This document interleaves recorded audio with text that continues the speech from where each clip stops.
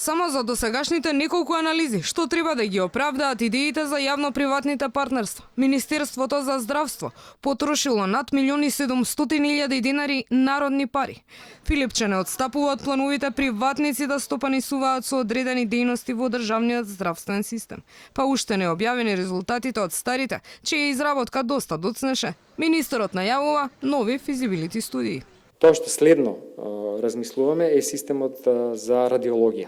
Сметаме и анализите покажа дека имаме значајно помал број на радиолошки апарати, компјутеризирана томографија, магнетна резонанса во однос на бројот на жители. Токму затоа е таа физибилити студија, ќе видиме дали приватен партнер со соодветен начин на менаџирање со истата цена на наплата од страна на Фондот за здравствено осигурување ќе може да го зголеми пристапот на нашите пациенти, но и граѓаните, жителите кон превентивни програми. Освен за детска кардиохирургија, која веќе функционира на ваков принцип, и поречиси 1 година од споделените планови има само нарачки за физибилити студии, а се уште нема реализација или пак конкретни појаснувања што ќе значат ваквите партнерства. Министерот Филипче уверува од идејата приватници да стопанисуваат и раководат со установи е добра.